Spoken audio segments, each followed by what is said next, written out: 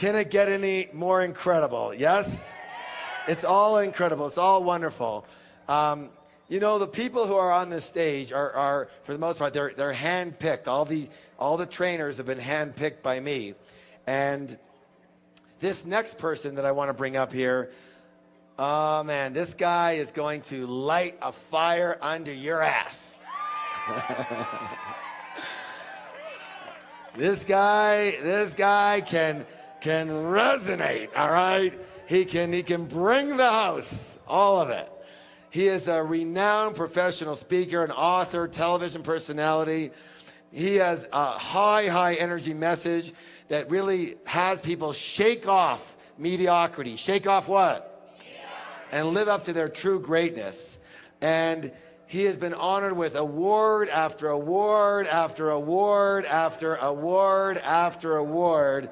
And he's been touted as one of the world's top 5 speakers by Toastmasters International in all time. Good or good? He was actually awarded an Emmy for one of his recorded speech presentations, and he's become a leading fundraiser with PBS. With who? He is, I said, internationally recognized. He has got successful books all over the place. And one of his books is called Live Your Dreams. His newly released book is called It's Not Over Until You Win. This is a treat. This is the magnificence of none other than Mr. Les Brown.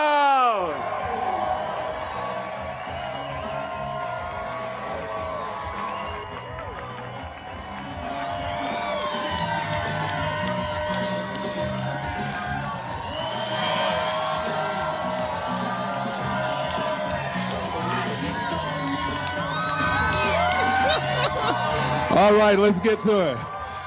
It's so great to be here.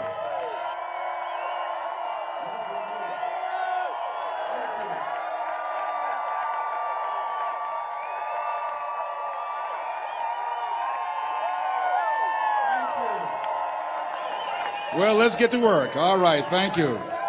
Let's get to work. You are beautiful. I'm so excited to be here.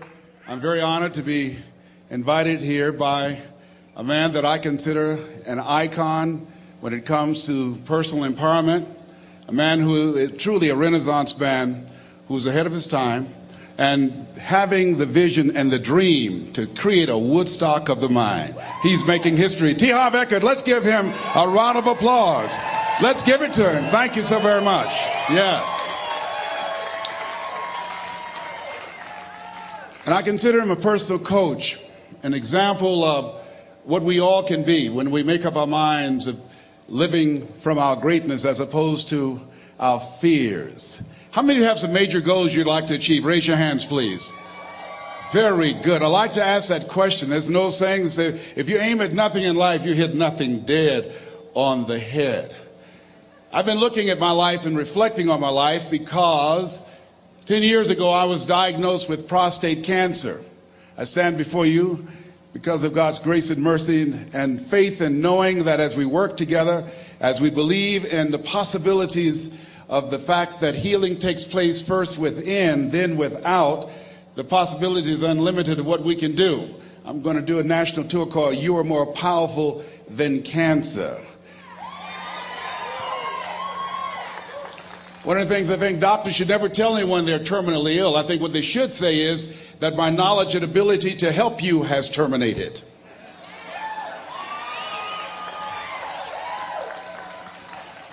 My PSA 10 years ago was 110. As I stand before you, it's 270. 1 to 4 men, you know that's normal. And PSA stands for prostate-specific antigen, but to me, PSA stands for positively staying alive. I was reflecting on my life during the time when I received 238 radiation seed implants.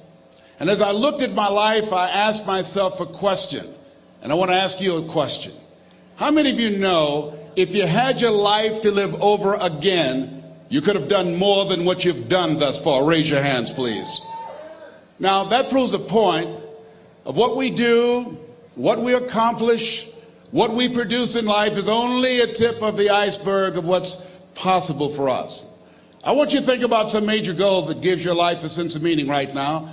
And as you're thinking about that, I want you to shake someone's hand on your right and your left and around you. Look them in the eyes and say with conviction, you have something special. Do that quickly now, please.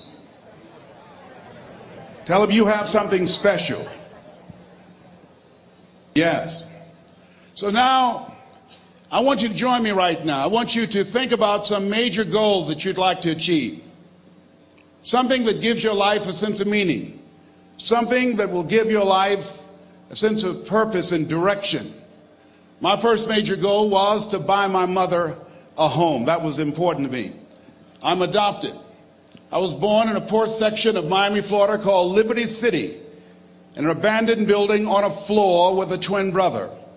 And when we were 6 weeks of age, we were adopted by Mrs. Mamie Brown. My mother was 46 years of age. She only had a third-grade education, but she had a PhD in mother wit.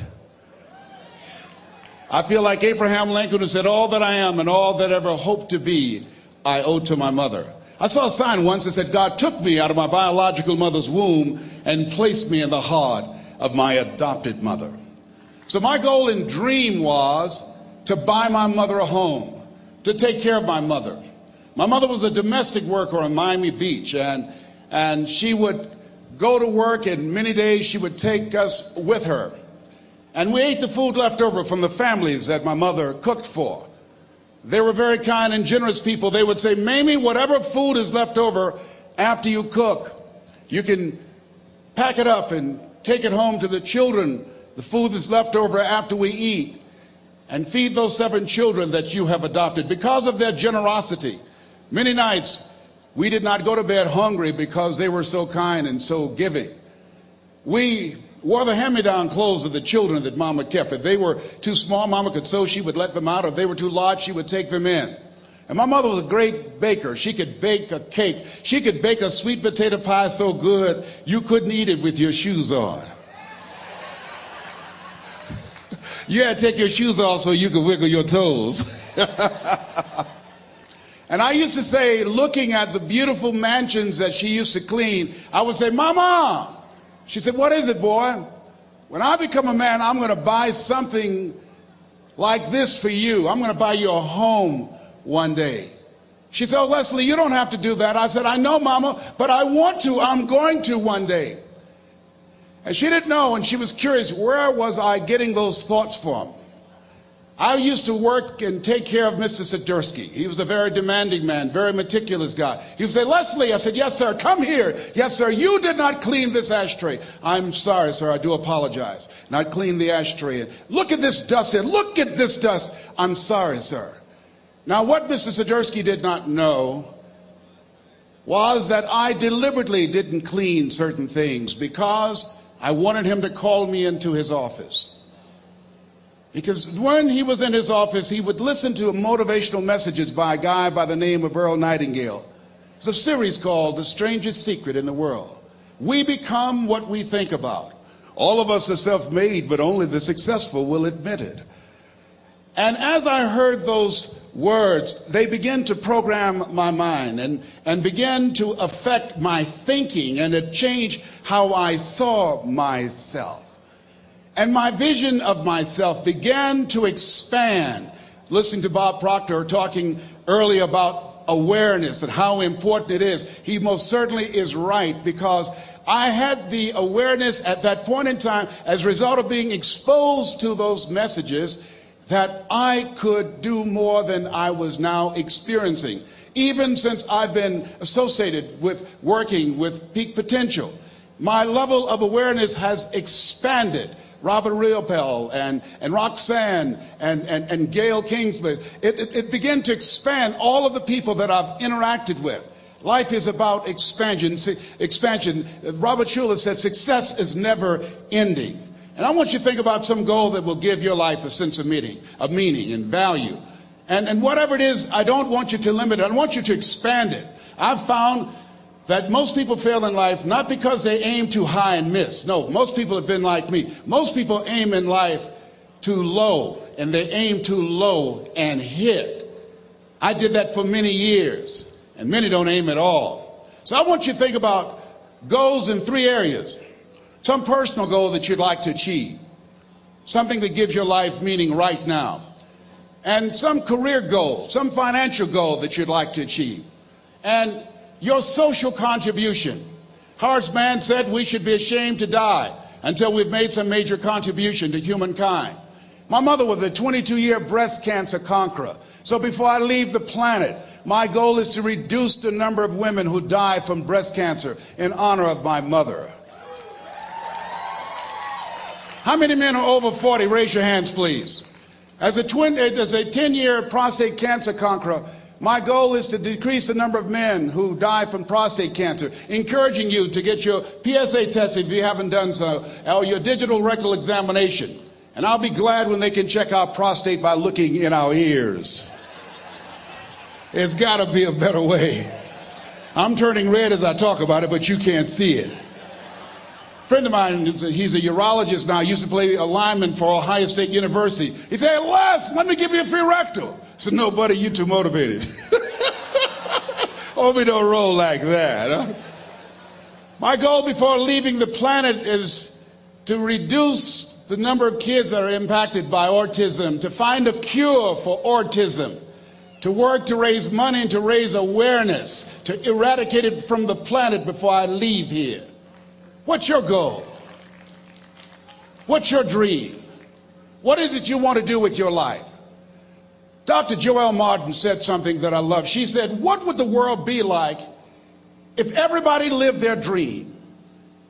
Here's what I've found about life. It's not as complicated as I used to make it. I think that life is about dreams and stories. Everything that exists, the world at one time was barren, but everything that exists, hotels, planes, they weren't here.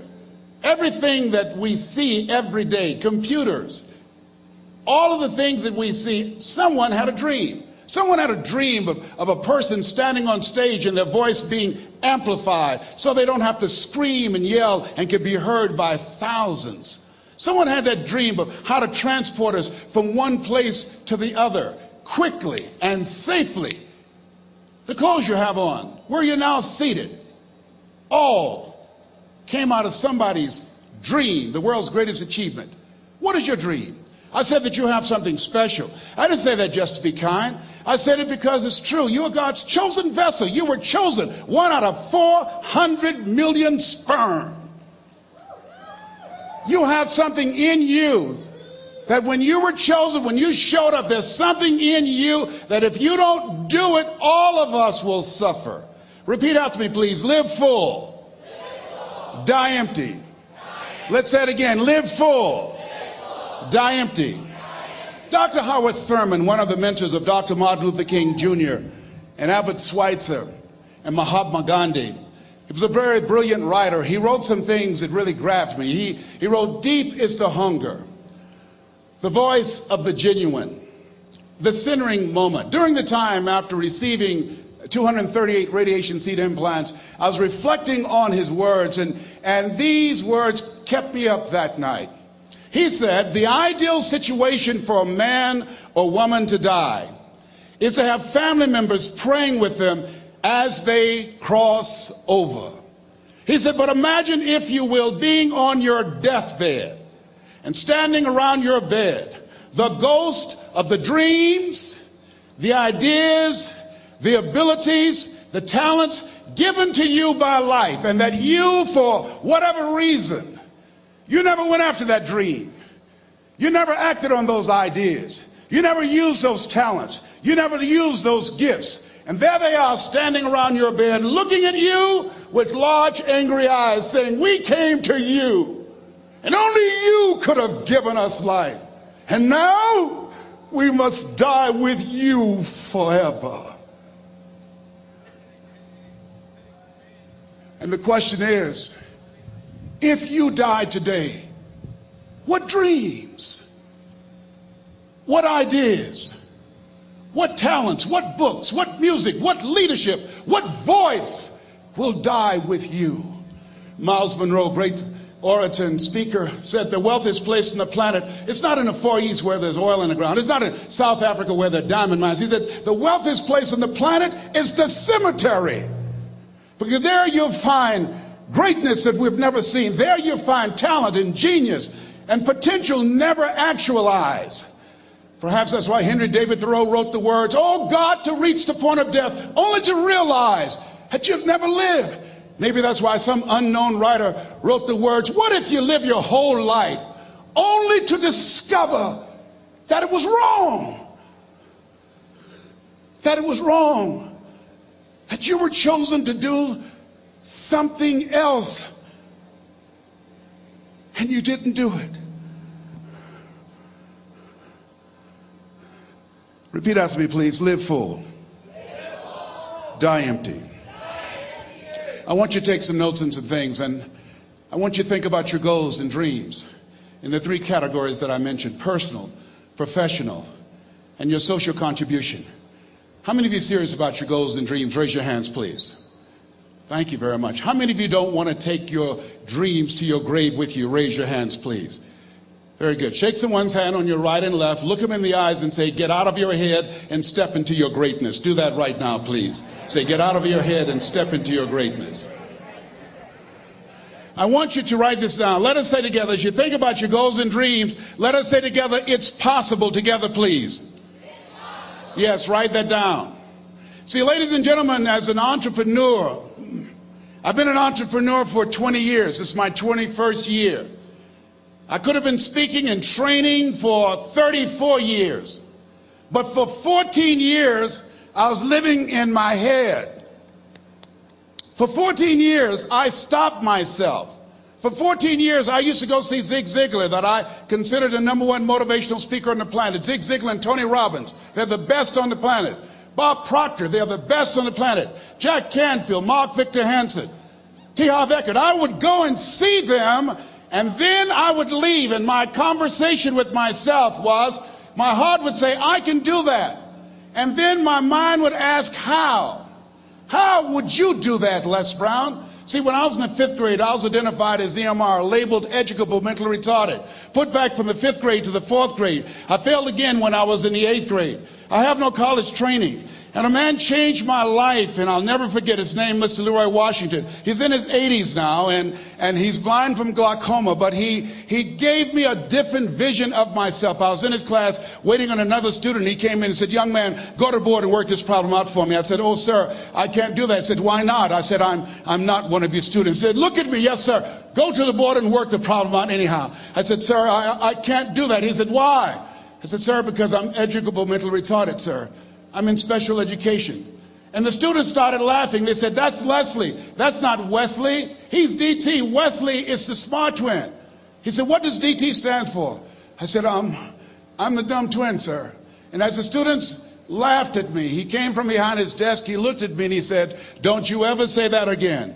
Someone's opinion of you does not have to become your reality."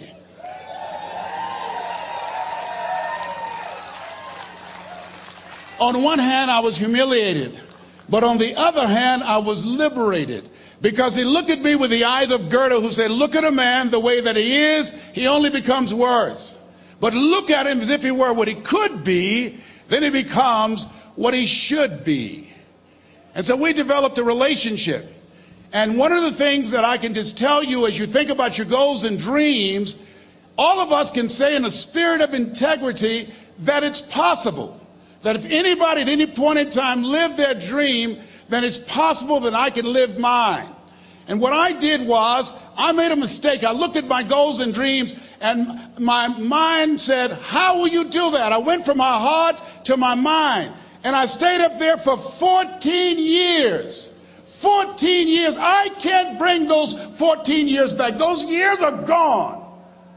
And I've made a mission in my life to help people to stop putting it off and procrastinating. How many ever thought about something you wanted to do and you procrastinated, you talked yourself out of it? Raise your hand, please. There's a proverb that says, if there's no enemy within, the enemy outside can do us no harm. And so, as you look at your goals and dreams, every day we must convince ourselves, we must sell ourselves on that it's possible. Every seminar, every workshop, every book that I've ever read, every speaker that I've ever heard, it interrupted what I was believing about myself. Everything that you do, everything matters. As you go through each day, I know now as I look back at age 63, looking at my life, everything matters. T. Harv is right. How you do anything is how you do everything. And I realized that the choices I was making was based upon how I saw myself. Let us say together, it's necessary. Write that down. It's necessary as you look at your goals and your dreams, it's necessary that you have a strategy and a game plan to change the story that you believe about yourself. And that's an ongoing process. I've discovered, and many people have, that what we do, what we accomplish, what we produce is a result of the story we believe about ourselves. My favorite book says, "Be ye not conformed to this world, be ye transformed by the renewing of your mind." And so as I began to work on myself, I realized that I'm getting out of one story and stepping into another story. As I become aware of some things, there's still some things I'm not aware of. So I'm still growing, I'm still developing. I'm like the lady who said, "Lord, I ain't what I want to be, ain't what I'm going to be, but thank God I sure ain't what I was." But I realize that you have to work on yourself on a regular basis, and write this down, for mental mindset. For mental mindset and stamina. Because things are going to happen to you. I believe that the reason that most people go to their graves with their talents and abilities and skills in them is because of the fact, number one, many are like me. They didn't know that they didn't know and thought they knew. I thought I knew myself, and I really didn't know myself as well as I thought. I've discovered that sometimes people can take you to a place within yourself that you can't go by yourself. The other reason is I was afraid. I never worked for a major corporation. I wanted to speak for corporations. I was afraid I would be exposed because I don't have a college education. I felt inferior because of the fact that I don't have a college education. I allowed that level of fear of failure to stop me. And because I never had any experience in it, I assumed that I could not do it. I was paralyzing myself by believing and assuming the limited part of myself as opposed to believing that I had something special. You have something special. There's something you want to do. Because you don't know how to do it doesn't mean that you can't learn. I like something that I heard. You don't have to be great to get started, but you have to get started to be great. Repeat after me, please. Leap and grow your wings on the way down. See, the people that will live their dreams, the 2% that will do that, these are, and write this down, become a risk taker. They're risk takers. They don't mind failing. They don't mind making mistakes. They're willing to take life on, take life in the collar. Viscott said, if you're not willing to risk, you cannot grow. And if you cannot grow, you cannot become your best. And if you cannot become your best, you can't be happy. And if you can't be happy, then what else is there?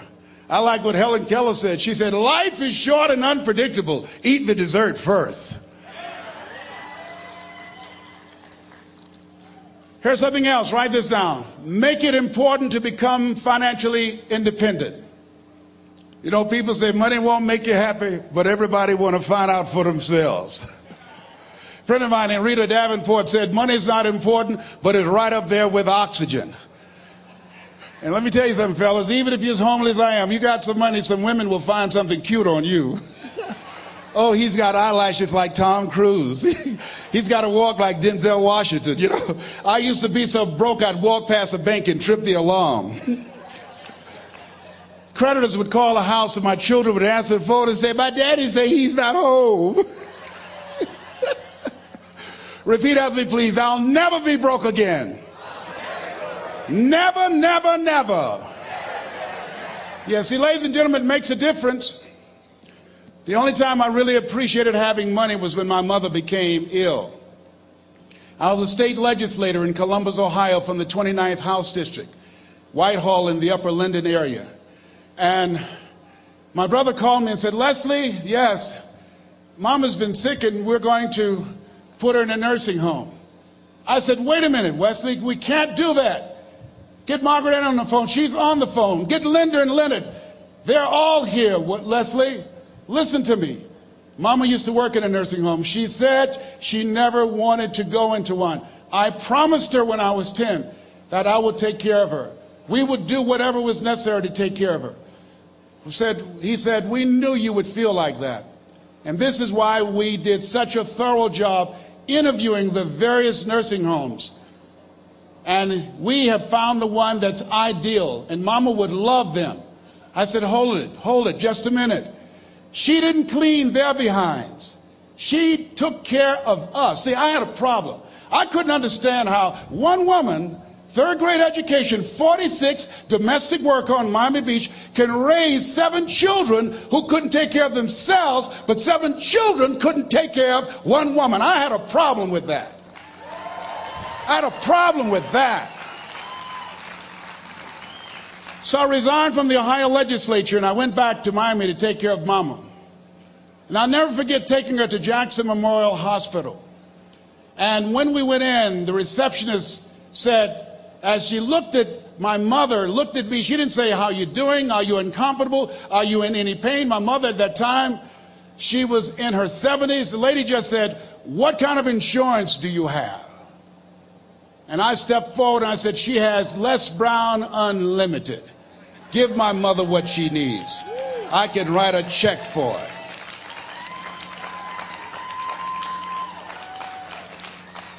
It gives you choices. It determines the difference in life and death, the ability to afford health care, the quality of education that you can provide for your children, the ability to make a difference in the community. I'm doing training with young people in an area of Chicago called Englewood, where more young men have been killed in Englewood than in the Iraqi war, teaching them how to develop their minds, how to develop their communication skills, how to dress like a prospect rather than a suspect, how to stay away from negative people and develop the skills to make it in a global economy. Money makes it possible for me not to have to depend upon some government agency to make that happen. So as you look at yourselves, make it important that you find some way to use your talents and gifts that generate the income that allow you to control your destiny. I read something that said, either you control your destiny or someone else will. Here's the other thing. Repeat out to me, please. Take care of myself. Yeah, so you got to take care of yourself. I'm 63. I can do 140 push-ups nonstop after warming up.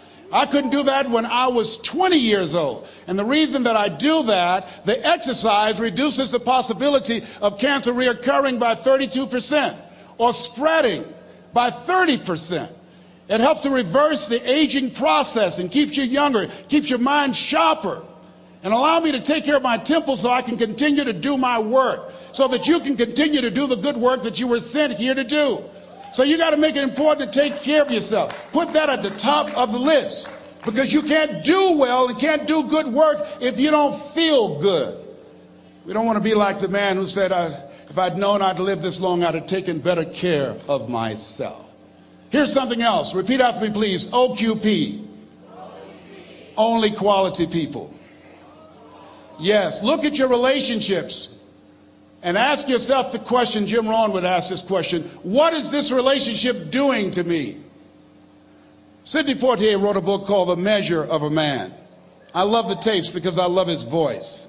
He said, when you go for a walk with someone, something happens without being spoken. He said, either you adjust to their pace or they adjust to your pace. Whose pace have you adjusted to? MIT did a study, and the study indicated that you earned within $2,000 to $3,000 of your closest friends and associates earn. Who's impacting you? Who's in your ear? What influence do they have on you? Dr. Dennis Kimbrough said, if you're the smartest one in your group, you need to get a new group. So practice the principle of OQP, only quality people. And somebody's saying, Les, can I change them? No, it's a full-time job changing yourself. Some people are so negative, they'll walk into a dark room and begin to develop.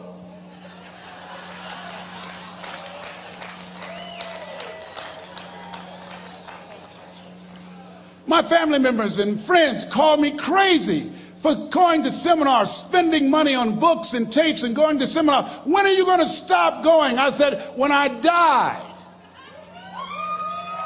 That's when I'll stop.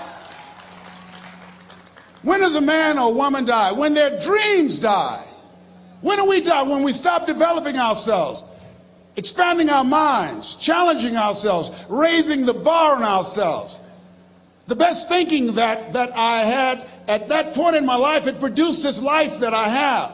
I need some help. I'm where Einstein was. He said the thinking that has brought me this far has created some problems that this thinking can't solve. I applaud you for investing in yourself, for coming here, flying thousands of miles, investing money in yourself. I can tell you, based upon my own experience, you have something special. You have greatness within you. What you're doing is different. You represent only 2% of the planet. One great American said, I choose not to be a common man. It's my right to be uncommon if I can. I seek opportunity, not security. I do not wish to be a kept citizen, humbled and dulled by having the state look after me. I want to take the calculated risk, to dream and to build, to fail and to succeed. I refuse to live from hand to mouth. I prefer the challenges of life to the guaranteed existence, the thrill of fulfillment to the still calm of utopia. I will never cower before their master, nor bend to any threat. It's my heritage to stand erect, proud and unafraid, to face the world boldly and say, this I have done. That's what it means to be a part of Peak Potentials. Your unquenching desire, an uncommon desire to manifest your greatness. Give yourselves a round of applause.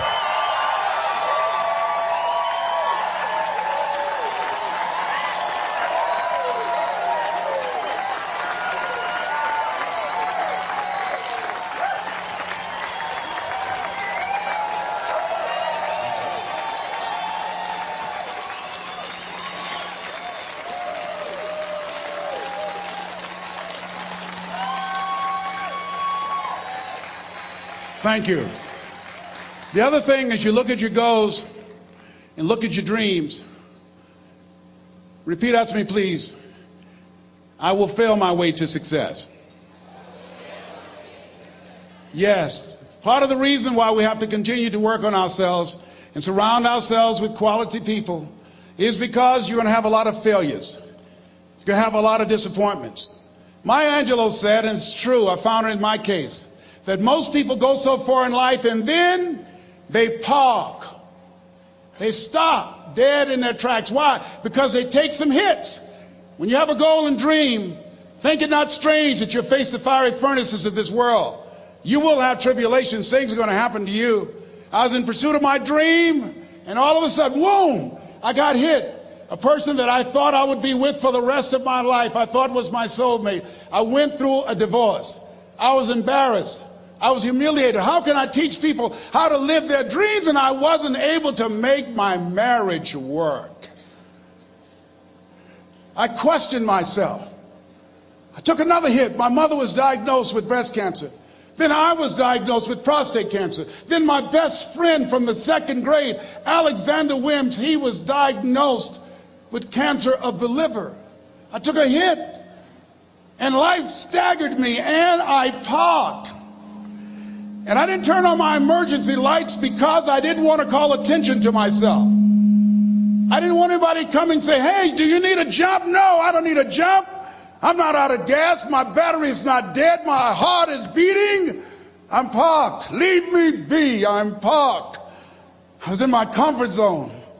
I was doing just enough to get by. I was working on a job. They paid me just enough to keep me from quitting, and I worked just hard enough to keep from getting fired. How many know people like that? Blink your eyes if you understand what I'm talking about. I was parked. I knew I could do more. But when my mama died, it took something out of me. When I went through a divorce, it took something out of me. When my best friend died, it took something out of me. I parked. And somebody said that life is like an onion. You have to peel it one layer at a time. And sometimes you cry. Life's going to happen to you when you have a dream. You're going to get slapped around. And don't take it personal. Don't ask, why did this have to happen to me? Why not you? Who would you suggest? You want to give us some names, some email addresses? And don't tell everybody. 80% don't care, and 20% glad it's you. It's called life. Suck it up. and move on. Get over it.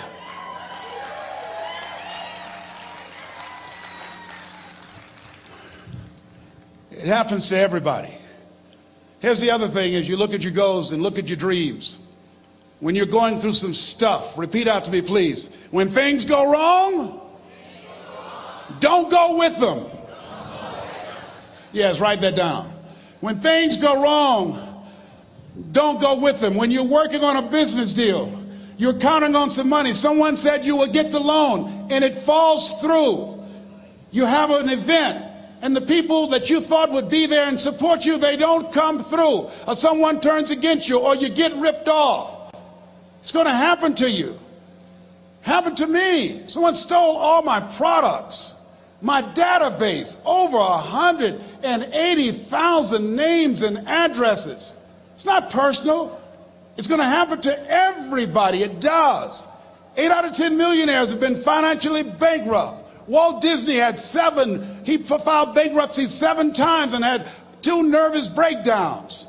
It's called life. But I got a saying: when life knocks you down, try and land on your back, because if you can look up, you can get up. You've got the power in you to do that. You've got something special. You've got comeback power. Here's the other thing. Let us say together, it's possible. It's necessary. It's me. Yes, write that down. It's me. Take ownership for your life. Nobody can live your dream for you but you. Nobody's going to take care of your business like you. Stop coming up with excuses. Don't give yourself permission to continue to live a small life. You can't fit a big dream into a small life. Give yourself permission to go for it, to test yourself, to challenge yourself, to live full. I like the saying, always strive to get on top in life, because it's the bottom that's overcrowded. The reason you're here is because there's something in you that says, I can do more. This just can't be it. There's something in you. There's a calling on your life. There's something in your heart that caused you to get dressed and spend the money to go to seminar after seminar and listen to message after message and speaker after speaker. Because there's something in you that tells you this is not it for you. You have not peaked here. There's more in you that you are expressing. Eye has not seen, ear has not heard, nor has entered the heart of mankind what's in store for you if you challenge yourself, if you persist and persevere, if you take ownership for your life. George Bernard Shaw said the people that make it in this life, they look around for the circumstances that they want, and if they can't find them, they create them. Create what you want. You have the power in you to do more than you can ever begin to imagine, to control your destiny, to make a difference in our children, to make a difference on the planet, to make an impact. Let us say together, it's me. And let us say together, it's hard. Say it like you know it. Say, it's hard. Ladies and gentlemen, it's hard. There are people who have seen their retirements taken away from them by the corporations that they work for. They were within 2 or 3 years of retiring, and they had it taken from them. The #1 entrepreneurs in this country now are senior citizens. The #1 employer, #2, McDonald's and Walmart. And there's nothing wrong with those jobs. I guarantee you those people did not have a plan to end up living their lives at the end of life with those types of jobs. And they didn't have a plan like you have, and while you're investing in yourself, not to. And it's hard. There are people making choices between purchasing prescription drugs or paying for gas or a mortgage note. It's hard when you're working on a job for 20 years, 30 years, give them some good years, and then they come in and tell you, we've downsized. In other words, you're fired. And then you have to start all over again. How many of you know it's hard? Raise your hands, please. It's hard. And it's not fair. One of the things I like about T. Harv is he talks about work and investing in yourself. It's not fair when people are going up against that kind of stuff to tell them just think positive and be enthusiastic and everything will work out all right. Ain't that kind of party. It's hard. Life will put some knots on your head. I bought my first home for my mother. I was rushing, didn't know what I was doing, and I bought a home that had a lien against it. And they called me, Mr. Brown, yes, there's a lien against your property. We need $55,000 if you're going to stay there. Wait a minute, sir. I just bought this home. The guy told me there were no liens against it. I'm not the one that owe you the money. You should have checked that out, Mr. Brown. Come on. I called my attorney. We followed up. Yes, Les, there's a lien against the property. But he told me there were no liens. He lied, obviously. Oh, my God. He told me he wanted to help me because he admired the fact that I was buying this home for my mother and that he was adopted, and he identified with me. Les, he suckered you. He played you, man. So what? Well, would they take payment arrangements? What about $5,000 a month? They want all the money, Les. They want all the money, or you're going to have to get out. The house is going up for sheriff's sale.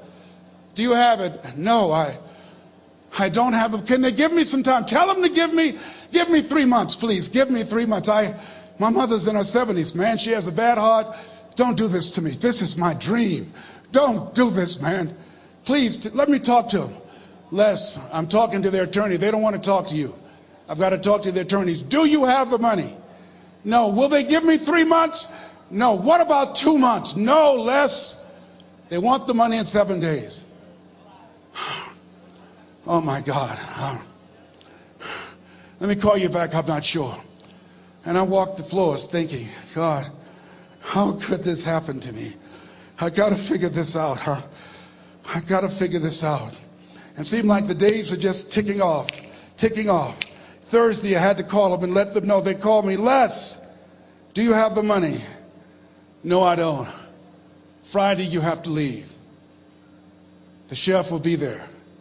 You're going to have to leave, Les.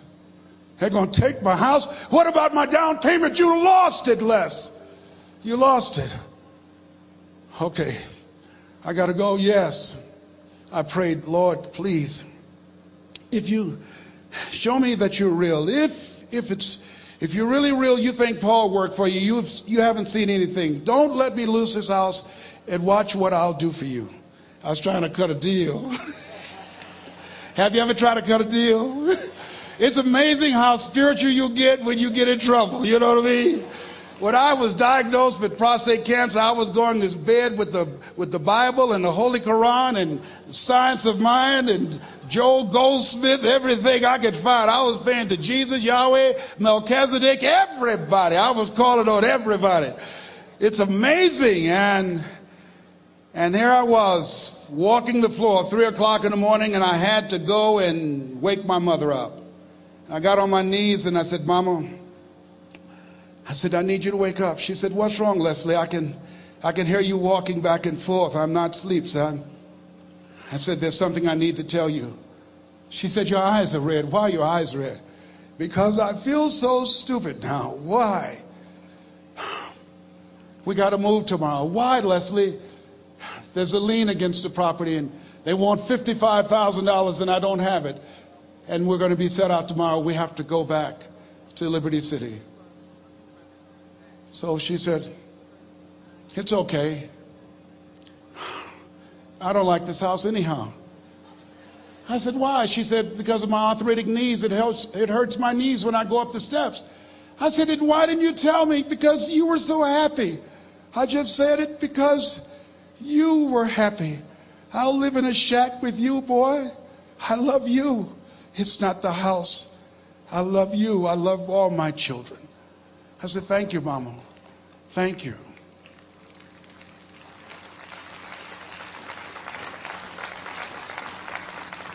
And the next day when we were in the truck going back to Liberty City and we pulled down 68th Terrace, the neighbors came out and said, whoa, Mamie, y'all coming back? Are you back? Yes. What happened to the home your boy bought for you? Those boys you adopted.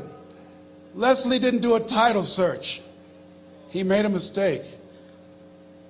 And boy, I was so humiliated. How many ever made a mistake that you were just humiliated? Raise your hands. I was devastated. I was taking the furniture off the truck, and my mother came, and I was crying. And she said, boy, I said, yes, ma'am. She said, hold your head up. I said, Mama, I can't. She said, hold your head up. I said, why? Look what I've done. She said, it's okay. It's okay. You are going to make a lot of mistakes in life, young man. You're going to fail your way to success. You have nothing to be ashamed of. Keep your head up and take that furniture back in the house. I said, yes, ma'am. And I learned something from that. If you ever go through something, hold your head up. If you ever make a mistake, hold your head up. If you ever do something that everything goes wrong, life catch you on the blind side, hold your head up. It's not over. Goethe said, that which does not kill you will make you stronger. Hold your head up. Shake someone's hand on your right and left and say, hold your head up.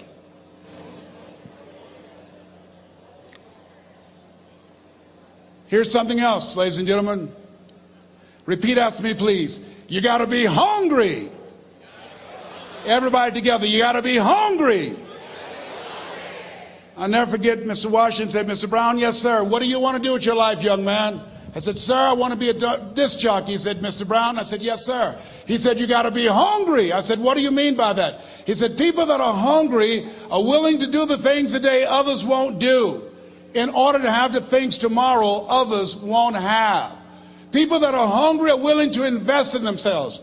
People that are hungry will go to seminars and workshops. People that are hungry are always searching, always seeking higher ground. So how do you want to make it? I said, I want to be a disc jockey. He says, good. Here's what to do. He said, I want you to read 10 to 15 pages of something positive every day. He said, you don't get in life what you want, you get in life what you are. You must program yourself to success. He said, I want you to listen to Earl Nightingale and Zig Ziglar. Listen, faith comes by hearing and hearing and hearing. He said, I want you to change your relationships. And I don't want you to ever lose your hunger. I said, what do you mean by that? He said, people that are hungry are unstoppable. People that are hungry are no matter what people. They make it happen no matter what. He said, I want you to listen to Paul Harvey. Who is he? He's the world's greatest communicator. Success leaves clues, young man. Always listen and follow people who are doing what it is you want to do at the level you want to do it, and learn from them. I told T. Hobb when we were standing by the stage, I said, hey man, I want to work more with you. I want you to coach me. I want to learn from you. See, I found you're never too old to learn and you're never too young to teach. Always have a thirst for learning. So I listened to Paul Harvey every day on the radio. While in school, I would go out and listen in his car. He gave me his keys. I was working to develop myself. And I continued to listen to motivational messages, and he would take me to see the late Dr. Norman Vincent Peale, who wrote the book, The Power of Positive Thinking. I toured with him before he passed. You have something special. You have greatness within you. Don't allow your circumstances to determine who you are. Don't allow your negative thoughts to hold you back. You have something special. You can do more than you can ever begin to imagine. Dr. Peale was an incredible man. I admired him. When he spoke, he gave me goosebumps. I can feel him in my heart. And I never forget, we were coming back to the school, and Mr. Washington said, Mr. Brown, yes, sir. When Dr. Peale spoke, you didn't move. When he spoke, you were hanging on every word. When he spoke, we didn't have to tell you to sit down and be quiet. Why? I said, sir, I could feel him when he talked. I felt like he was talking to me, sir. He said, he was. I said, but he doesn't know me, but he was speaking to you. Did you feel him in your heart? I said, yes, sir. He said, most people feel him in their head. If you felt him in your heart, he said, listen to him, son. Follow him, learn from him. And I would go to seminars and workshops. Anywhere I would find where Dr. Peale was, I would be in the audience. I would drive 200 and 300 miles just to hear him speak. And my dream and vision was, was to share the stage with him. I thought about it. What is your goal? What is your vision? I want you to hold it in mind. There's some power in that, because when I became involved in speaking, I never forget, I got a call from Og Mandino, who wrote the book, The Greatest Salesman in the World. He said, Les, I'm stuck in Philadelphia. I need to be in Kankakee. Dr. Norman Vincent Peale is appearing. I can't make it. I heard you're in Chicago. I said, yes, I am. Can you go and open for me? I said, yes, man. Oh, my God. Dr. Peale, I said, yes, I'd love to do it. And I went there and I came. I said, hi, I'm Les Brown. He said, you're not the band of renown? I said, no, I'm Mrs. Mamie Brown's baby boy. I'm here to speak. He said, come backstage. And his wife, Martha, was there. And she said, Papa, Les Brown is here, the speaker. And he said, Les Brown? Les Brown shoot for the moon? Because even if you miss your land among the stars? I said, sir, that's my quote. I wrote you when I was in the 11th grade. I was a part of a special education class project. That's my quote. He said, I know. I end all my speeches with that quote.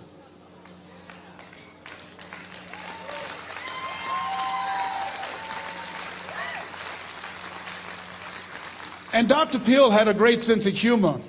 A young man was backstage, and I had so many questions to ask him, and my mind froze up, and the young guy said, Dr. Peale, how old are you? And he was up in age. He said, Sonny, I'm 92. The young man looked at him and said, I don't know if I want to live to get 92. He said, that's because you've never been 91. So I did the things that Mr. Washington suggested. I listened to motivational tapes on a regular basis. I would go to seminars and workshops whenever Zig Ziglar and Dr. Dennis Waitley and Jim Rohn would come to town. And I said, sir, what do you want me to do now? He said, Mr. Brown, I've given you everything that I can give you. He said, develop your mind, put your money where your mouth is, continue to learn how to be an effective communicator, because once you open your mouth, you tell the world who you are. And always surround yourself with OQP, only quality people. So I went to apply for a job on Miami Beach, WMBM radio station. Milton Butterball Smith was the program director. Hello, Mr. Butterball. How are you, sir? My name is Les Brown, sir. I'd like to be a disc jockey. He said, young man, you have any journalism in your background? I said, no, sir, I don't. You have any experience in broadcasting? I said, no, sir, but I practice all the time, sir. Let me audition for you, sir. Let me show you how good I am. All I need is a shot, sir. He says, no, we don't have any job for you. How many ever been rejected? Raise your hands, please. I was devastated. I went back and I told Mr. Washington, I said, Mr. Washington, they said no. He said, don't take it personally. Most people are so negative, they have to say no 7 times before they say yes. He said, you got to be hungry. Know your vitamin. Go back again. I said, yes, sir. Hello, Mr. Butterball. How are you, sir? My name is Les Brown, sir. I like to be a disc jockey. Young man, weren't you here yesterday? Yes, sir, I was. Didn't I tell you no yesterday? Yes, sir, you did. Then why are you back today? Well, sir, I didn't know whether or not somebody was laid off or somebody was fired, sir. Nobody was laid off or fired. Now, get on out of here. I came back the next day. Hello, Mr. Butterball. How are you, sir? My name is Les Brown, sir. I like to be a disc jockey. I know what your name is. Weren't you here the last 2 days? Yes, sir, I was. Didn't I tell you no the last 2 days? Yes, sir, you did. Why are you back? Oh, sir, I didn't know whether or not someone got sick or someone died, sir. No one got sick or died. No one was laid off or fired. Now, don't you come back here again. I came back the next day talking loud, looking happy like I was seeing him for the first time. I said, hello, Mr. Butterball, how are you? He looked at me with rage. He says, go get me some coffee. I said, yes, sir.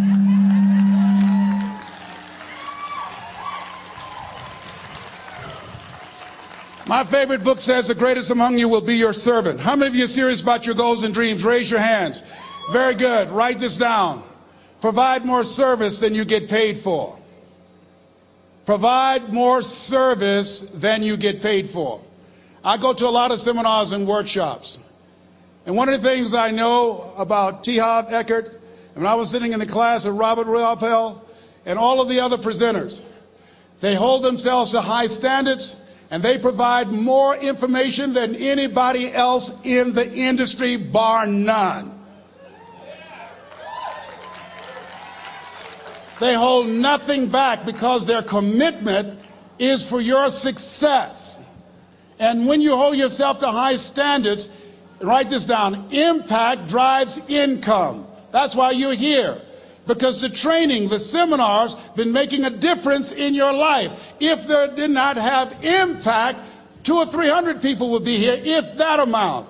Impact drives income. So I became the errand boy for the disc jockeys.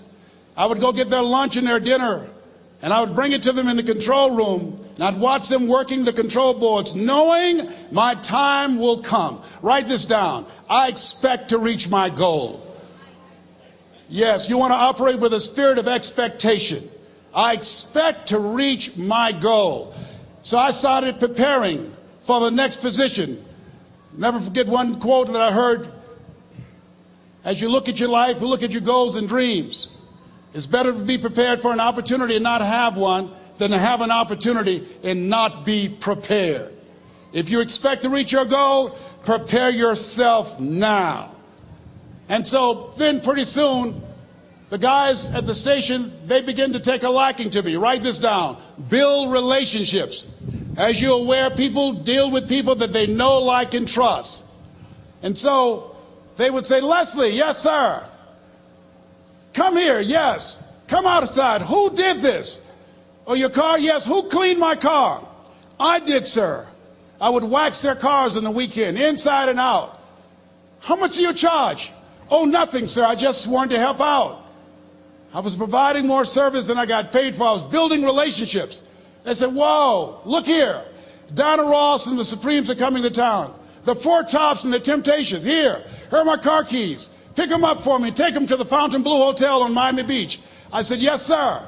I would drive them all over Miami Beach in their big, long Cadillacs. I didn't have any driver's license, but I was driving like I had some. Then one day, it was a Saturday afternoon. A disc jockey by the name of Rockin' Roger was drinking while he was on the air. It was a Saturday afternoon, and I was the only one there. Rockin' Roger got so drunk, he could not complete the show. He started slurring his words. He's about to fall off the chair. And there I was, looking at him through the control room window, walking back and forth, young, ready, and hungry. I was saying, drink, Rock, drink.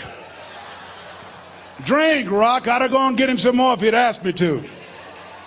Then pretty soon the phone rang. It was the general manager, and I answered the phone. I said, hello? He said, young boy, this is Mr. Klein. I said, I know. He said, Rock can't finish his program. I said, I know. He said, would you call one of the other DJs in? I said, yes, sir. I said to myself, he must be think I'm crazy. I called my mom and my girlfriend, Cassandra, said, y'all come out on the front porch and turn up the radio. I'm about to come on the air.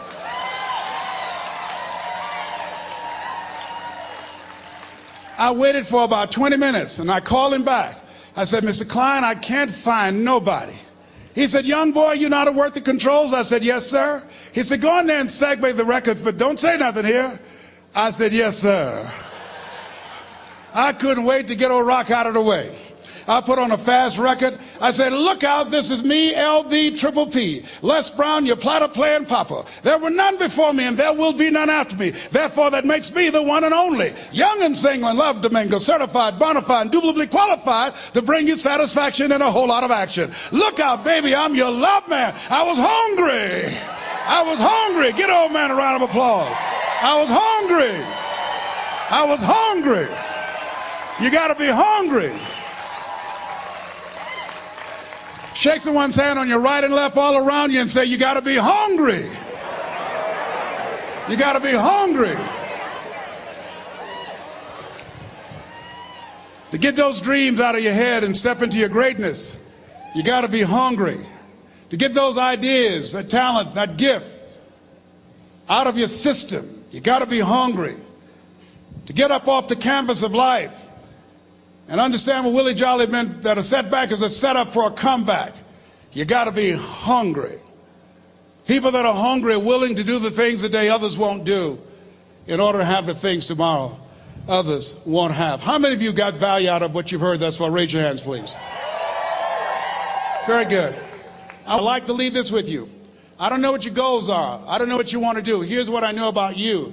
You have greatness within you. Here's what I know about you. I can help you to live full and to die empty. I can show you what I've learned. If anybody told me that I would be doing what I'm doing now, I leave here today, I go to New Orleans and speak there, then I'll be flown to Barcelona. If anybody told me, given my circumstances, born in an abandoned building on a poor section of Miami, Florida, called Liberty City, both my birth parents stood up and said, "Hello, son," I would not know either one. Being labeled educable mentally retarded, put back from the 5th grade to the 4th grade, failed again when I was in the 8th grade, no college training. Anybody told me the principles that I would teach you, that they would have the impact that it has had on my life. This Les Brown that you see, I did not know he existed. And I tell you that you have greatness within you. You have the ability to do more than you can ever begin to imagine. Come into the room with me, and I guarantee you your life will never be the same again. I like to leave this with you. I don't know what your goals are. Mine is to find a cure to autism. Mine is to find a cure to breast cancer and to prostate cancer. Mine is to work with our youth and to reduce the recidivism rate in our prisons and help young people learn how to become an asset to our society rather than a liability. Mine is to train speakers to become great communicators, to speak from their heart, not their heads, and teach them how to impact and create a new conversation so people can see the possibilities of life and overcome the possibility blindness that held me hostage for 14 years. I don't know what your goals are, but here's what I know about you, and I don't know you. You've got greatness within you. And I like to leave this with you, something my mother used to love to hear me say. "Leslie," "Yes, ma'am, Mama." "Say that thing for me, boy, that makes me feel good." I dedicate this to you, to the greatness in you, and to the dream that you showed up on the planet to produce. And it's simply this: if you want a thing bad enough to go out and fight for it, to work day and night for it, to give up your time, your peace, and your sleep for it, if all that you dream and scheme is about it, and life seems useless and worthless without it, and if you gladly sweat for it and fret for it and plan for it, and lose all your terror of the opposition for it, and if you simply go after that thing that you want with all of your capacity, strength and sagacity, faith, hope and confidence, and stern pertinacity, if neither cold poverty, famish or gulch, sickness or pain or body and brain can keep you away from the thing that you want, if dogged and grim you besiege and beset it, with the help of God you'll get it. God bless you. God bless your dream. God bless Peak Potentials. God bless America. Thank you very much.